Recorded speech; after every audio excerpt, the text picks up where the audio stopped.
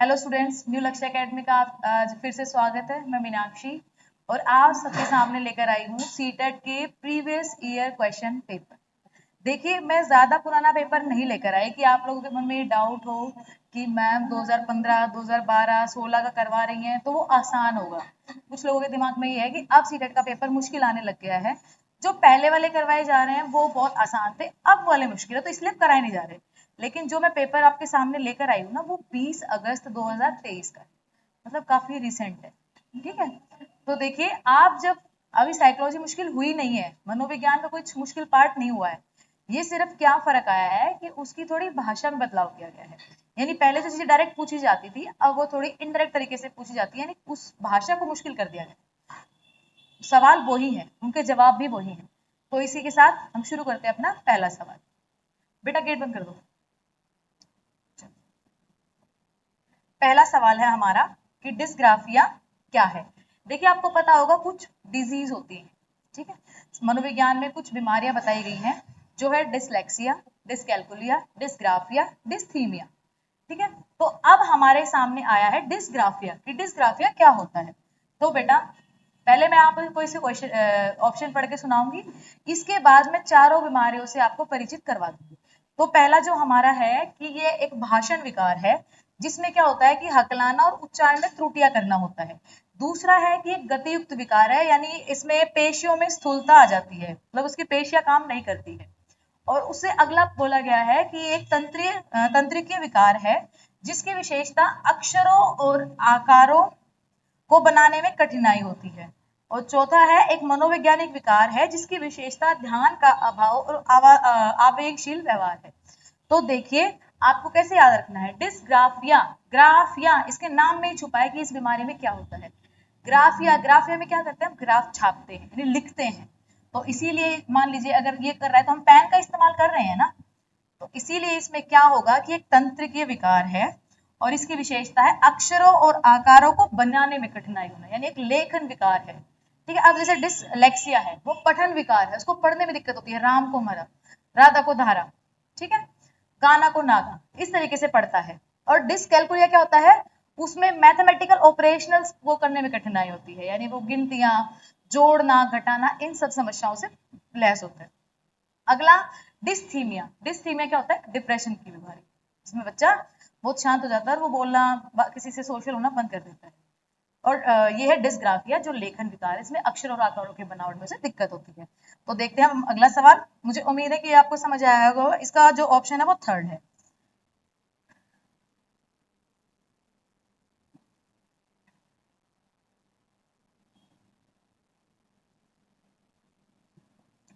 दूसरा है प्रतिभावान बच्चे। प्रतिभावान बच्चे कौन होते हैं, जो गिफ्टेड स्टूडेंट्स होते हैं, जो बहुत जल्दी चीजों को सीखते हैं और वो बहुत एक्टिव यानी क्रियाशील होते हैं, सक्रिय होते हैं क्लास में।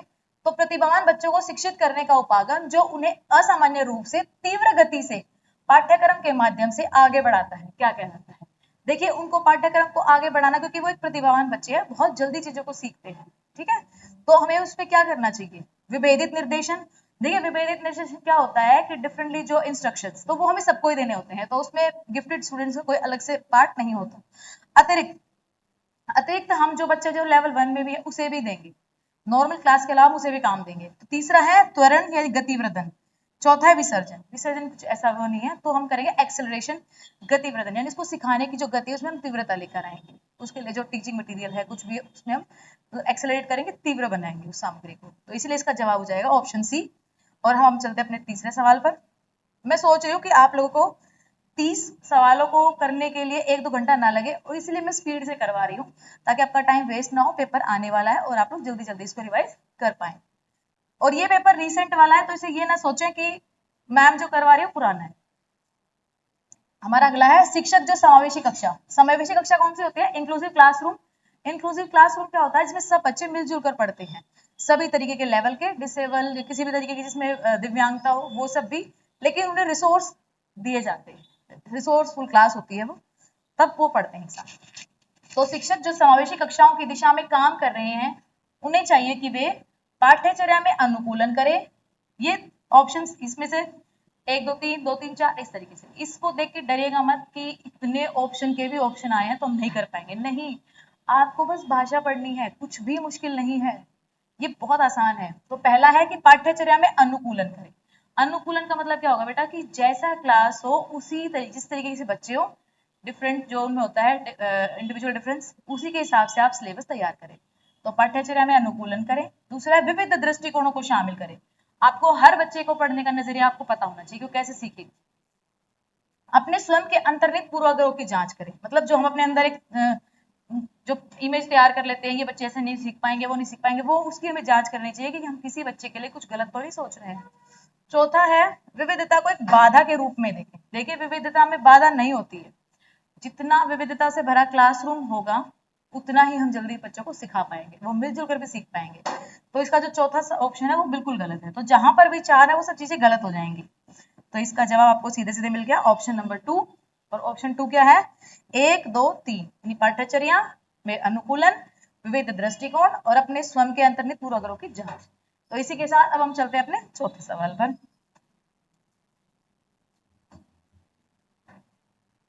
शैशवावस्था, इन्फेंसी होती है 0 से 2 ईयर्स की, और सबसे फास्ट डेवलपमेंट इसी अवस्था में होता है, सबसे तीव्र गति से विकास। शैशवावस्था में सामाजिकरण की संस्थाएं। देखिए ये बताना है कि शैशवाकरण में सामाजिक एजेंसीज कौन सी होती हैं, प्राइमरी या सेकेंडरी, और प्रारंभिक बाल्यावस्था में सामाजिकरण की कौन सी होती हैं। तो मैंने अपनी सोशलाइजेशन वाली क्लास में करवाया भी है। देखिए इसमें क्या होगा, शैशवावस्था में सामाजिकरण की संस्थाएं क्या होती है बेटा, उसकी माँ, और उसकी माँ कौन होगी, उसकी प्राइमरी एजेंसी। और जो पूर्व बाल्यावस्था है उसमें उसका स्कूल भी आ जाता है, उसके आस पड़ोस, उसके दोस्त, तो वो कौन सी होगी, माध्यमिक या द्वितीय। तो इसका ऑप्शन हो जाएगा बी। क्या आप लोग ऊपर क्यों आ गए?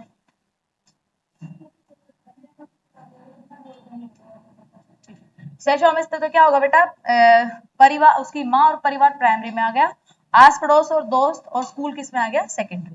तो इसका जवाब हो जाएगा बी। अब हम चलते हैं अपने पांचवें सवाल पे।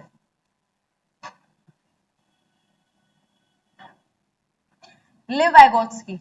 अब देखिए वाइगोत्स्की ने सोशल डेवलपमेंट दिया है, ठीक है, स्कैफोल्डिंग, जेडपीडी, एमकेओ, ये सारी चीजें, इनर स्पीच, प्राइवेट स्पीच, ये सब किसने दिया है, वाइगोत्स्की ने। तो वाइगोत्स्की के बारे में हम देखते हैं इन्होंने क्या कहा है कि सामाजिक कारक भाषा विकास को प्रभावित करते हैं परंतु संज्ञानात्मक विकास को नहीं। यानी जो सोशल फैक्टर्स हैं वो भाषा को तो डिफेक्ट कर रहे हैं लेकिन सोशल डेवलपमेंट को क्या कहते हैं, कॉग्निटिव डेवलपमेंट को नहीं। तो एक गलत चीज है।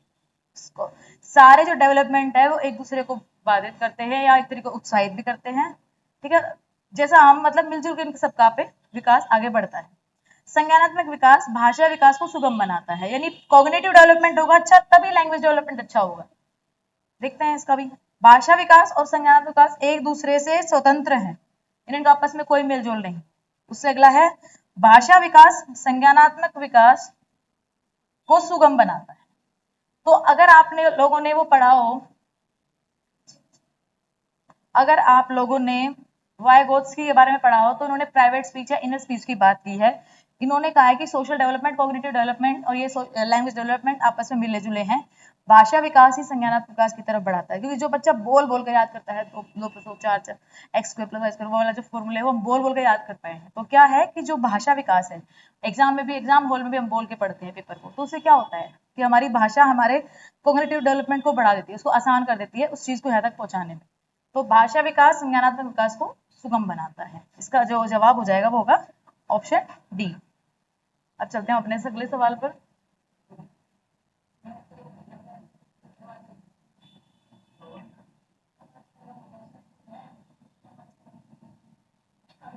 लॉरेंस कोलबर्ग, कोलबर्ग ने कौन सा डेवलपमेंट दिया है, मॉरल, नैतिक विकास।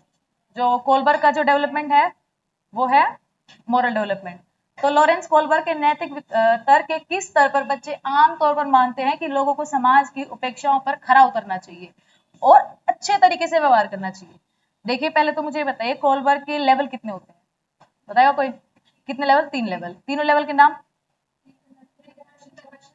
हाँ मैंने पहले भी जो क्लासेस करवाई हैं उनमें मैंने बताया है, pre conventional, conventional, post conventional. जितना हो सके इसे इंग्लिश में याद कीजिए, वरना तो खैर ये पारंपरिक, पूर्व पारंपरिक, पारंपरिक, उत्तर पारंपरिक, हिंदी में ये है, लेकिन इंग्लिश में थोड़ा इजी हो जाता है, ठीक है।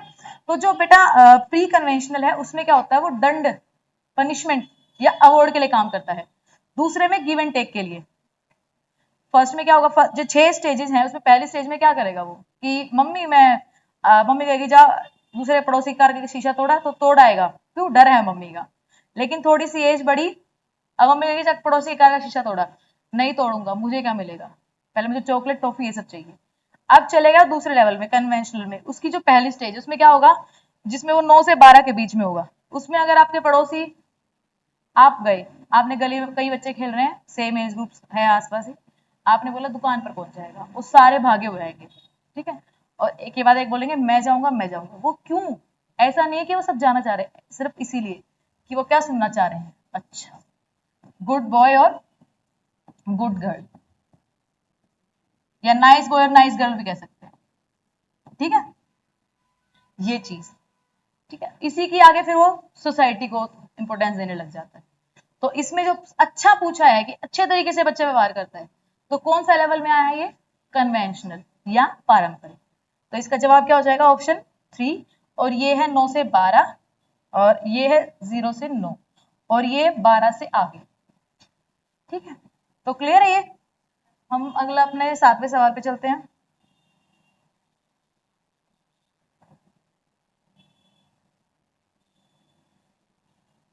निम्नलिखित कथनों को पढ़िए तथा सही विकल्प का चयन कीजिए। तो आपको लग रहा होगा कि कथन और कारण से जो सवाल पूछे जाते हैं बहुत मुश्किल होते हैं, लेकिन ऐसा कुछ नहीं है। कथन और कारण में करना क्या होता है, पहले हमें जो स्टेटमेंट दी हुई है वो पढ़नी होती है, और जो रीजन है क्या वो उससे रिलेट करता है या नहीं करता है, बस ये। अगर रिलेट करता है और दोनों ठीक है तो यस, कि हाँ ए और आपस में आर रिलेटेड है।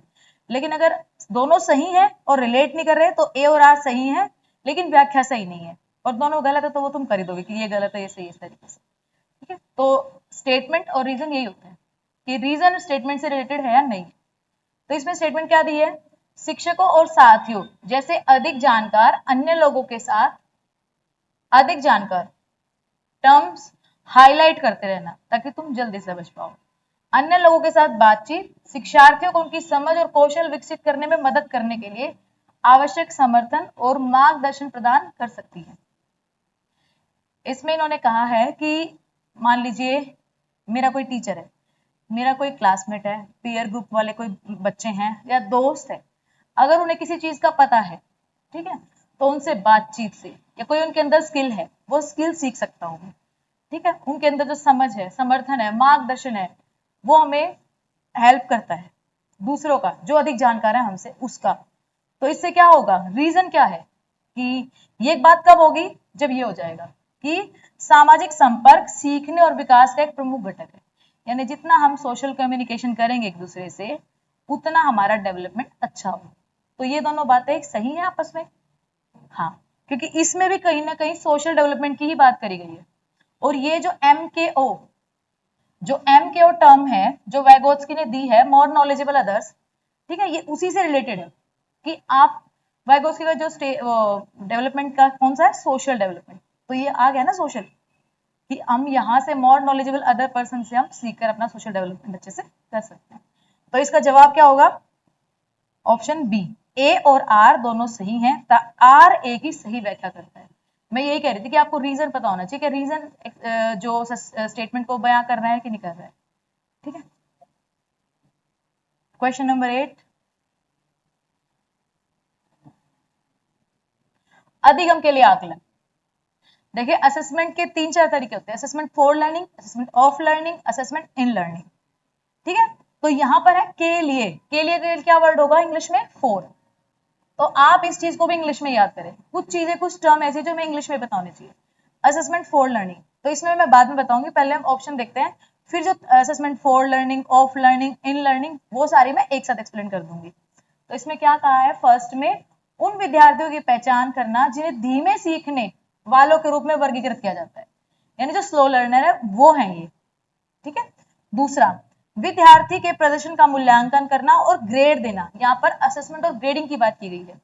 तीसरा है, उसमें क्या कहा है कि विद्यार्थियों को प्रतिपुष्टि यानी फीडबैक प्रदान करना जिसका उपयोग उनके अधिगम में सुधार के लिए किया जा सकता है, कि बच्चों को उनका फीडबैक दो ताकि वो अपना जो उनका सीख रहे हैं, जिस स्किल को वो कैप्चर कर रहे हैं, सीखना चाह रहे हैं, उसमें सुधार कर सके। और अगला है विद्यार्थियों के प्रदर्शन की तुलना एक मानक या तय पैमाने से करना, कि तुमने अगर इतना सीख रहे तो तुम्हें 50 नंबर मिलेंगे, तुमने इतना सीख तो तुम्हें 60 मिलेंगे, एक मतलब जैसे स्केल तैयार कर देना कि आप इतना करोगे इतना स्कोर, इतना इतना, ठीक है। तो इसमें बेटा देखो, अब मैं तीनों बता देती हूँ क्या होता है। असेसमेंट फॉर लर्निंग, टीचर पढ़ा रहा है, साथ साथ कोई डाउट है पूछ लो, ठीक है। तुम्हारा फीडबैक भी तुम्हारे सवालों के जवाबों से मैं ले रही हूँ कि 10 में 8 में से 5 करे ठीक, 6 करे, तुम्हें कोई डाउट है तुम मुझसे पूछ रहे हो। तो ये क्या है, असेसमेंट फॉर लर्निंग, यानी जो आपस में प्रोसेस चलता रहता है, टीचर बच्चों के बारे में जानता है, बच्चे टीचर से जानते हैं जब कुछ नहीं आता है। ऑफ में क्या होगा, ऑफ मतलब ऑफ, बंद करना, जब चैप्टर खत्म हो गया, टीचर ने पूरा पढ़ा दिया, अब वो आप उनसे सवाल पूछ रहे हैं, ठीक है, या अब वो आपसे क्वेश्चनिंग कर रहे हैं, वो होता है ऑफ यानी बाद में। इन क्या होगा, जब मैंने पढ़ा दिया अब तुम लोग आपस में बैठ के पढ़ रहे हो, वो होगा इन, जो पीयर ग्रुप के साथ की जाती है स्टडी। असेसमेंट, पीयर असेसमेंट एक तरीके से होता है, वो इन में आता है। क्लियर।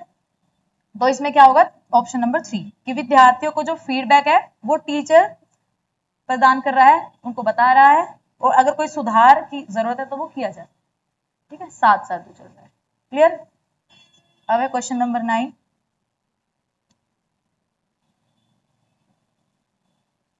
किस आयु में बच्चे शब्दों के खेल में शामिल हो सकते हैं और ऐसे चुटकुलों और पहेलियों को पसंद कर सकते हैं जिनमें शब्दों का खेल शामिल हो। आपने स्कूल में देखा होगा वर्ड अंताक्षरी, वर्ड डिक्शनरी, बच्चे खुद डेवलप कर लेते हैं, ठीक है। वो कैसे, मैंने सिर्फ एक वर्ड बोला स्कूल, या मैंने वर्ड बोला हॉस्पिटल, अब तुम उस हॉस्पिटल से ही पूरा वर्ड गेम तैयार करना है। कैसे, मैंने बोला हॉस्पिटल, उसने बोला नर्स, उसने बोला डॉक्टर, इंजेक्शन, टैबलेट, बहुत जो जो मतलब बच्चे को हॉस्पिटल में दिख रहा है, बेड, ग्लूकोज, हाँ वो भी होंगे, ठीक है। तो एक क्या हुआ, हॉस्पिटल में कितने वर्डों की वोकैबुलरी वो डेवलप कर ली उस एक वर्ड से। वर्ड अंताक्षरी देख लीजिए, मैंने बोला एसी, सी आ गया, सी से कुछ और बता दिया, ठीक है, सीखना, न, नल, इस तरीके से, तो वो क्या हो गई, अंताक्षरी, ठीक है। डिक्शनरी, ए से तुम कितने वर्ड बता सकते हो, तुम कितने, तुम कितने, वो वर्ड डिक्शनरी हो गई। तो ऐसा बच्चा कब से शुरू कर देता है ये सारी चीजें, ये देखो 1 साल का बच्चा तो करेगा नहीं, हाँ वो तुम्हें घुमा जरूर देगा उसके बाद 3 साल का भी नहीं करेगा, तैयार तो कर देगा, लेकिन तुम सोच लेना कितने सही होंगे। उसके बाद है अगला 7 या 12। देखो बेटा हमें पहले मिनिमम से शुरू करना है। देखो 12, 13, 15 उनके बच्चों को तो आएगा ही, ये बेसिक अंडरस्टैंडिंग है, लेकिन हमें देखना है ना कि कहां से वो शामिल होने लग गया है। तो 7 साल का बच्चा, और 7 साल का बच्चा कौन सी क्लास में चला जाएगा, दूसरी में। तो दूसरी क्लास का बच्चा बहुत एक्टिव हो जाता है, ठीक है, वो उसको अपने आसपास की चीजों का सारा पता होता है, ठीक है। तो यहाँ वो ये गेम्स में शामिल हो सकता है। आप अपने घर जाओ, 7 साल के बच्चे से पूछो, वो आपको आपसे ज्यादा बता देगा, ठीक है। ये आप एक्सपेरिमेंट करते रहा करो, रोड पे बच्चा घूमता दिख जाए तो सीधे शुरू कर दो अपना जांच पड़ताल, ठीक है। जो ये साइकोलॉजी वाले बच्चे बैठे हैं, स्पेशली तुम, अगली बार वो बच्चा तुम्हारे पास आएगा ही नहीं ये पागल दीदी भैया है 10वां देखो, कैरल गिलिगन ने कोलबर्ग के नैतिक विकास के सिद्धांत की आलोचना की है। पहली बात, आपका ये जो चीज है ना, ये किसी और सवाल में भी काम आ सकती है। कहीं कहीं पे डायरेक्ट पूछ लिया जाता है कि मोरल डेवलपमेंट किसने दिया था। अगर आपने पूरा पेपर पढ़ लिया, आपको वो नहीं आ रहा, आप यहां से उठा सकते हो कि मोरल डेवलपमेंट किसका है, कोलबर्ग का। अब मोरल डेवलपमेंट के जो ये दिया हुआ है सिद्धांत, इसने क्या आलोचना की है इसके बारे में। तो इन्होंने आलोचना देखते हैं कि सामाजिक संज्ञानात्मक दृष्टिकोण से, जबकि बात किस चीज की हो रही है, मोरल डेवलपमेंट की, सोशल की या कॉग्निटिव की हो ही नहीं रही। दूसरा है नारीवादी दृष्टिकोण से इक्का करने के लिए, कि इन्होंने जो फेमिनिज्म है, नारीवाद है, उस पर तो ध्यान ही नहीं दिया। तीसरा है अनुवांशिक कारक को महत्व ना देना, यहां हम जेनेटिक्स की बात कर ही नहीं रहे। चौथा है केस स्टडी को अनुसंधान पद्धति के रूप में उपयोग करने के लिए, लेकिन हम यहाँ बात किसकी कर रहे हैं, मोरालिटी की, और मोरालिटी में बॉय और गर्ल्स रिलेटेड। तो इसमें इन्होंने कहा है, कैरल गिलिगन याद रखना, इन्होंने नारीवाद के ऊपर बात की है, और इन्होंने कहा है कि जब कोलबर्ग मोरल डेवलपमेंट की बातें कर रहे हैं, जब स्टेजेस और लेवल बता रहे हैं, तो उन्होंने ये ध्यान नहीं दिया कि लड़के और लड़की में जेंडर भी तो डिफरेंस होता है, और इन चीजों पर ध्यान न देते हुए उन्होंने नारीवाद को छोड़ दिया है। इसलिए इसका जो ये मतलब बहुत ही अच्छा सवाल है, एक तरीके से 4 स्टार्स दे सकते हैं इस क्वेश्चन, ठीक है। तो ये क्या है, नारीवादी दृष्टिकोण से इक्का करने के लिए। चलो इसी के साथ अब हमारे 10 सवाल पूरे होते हैं। अब हम अपनी अगली वीडियो में मिलेंगे। Thank you so much.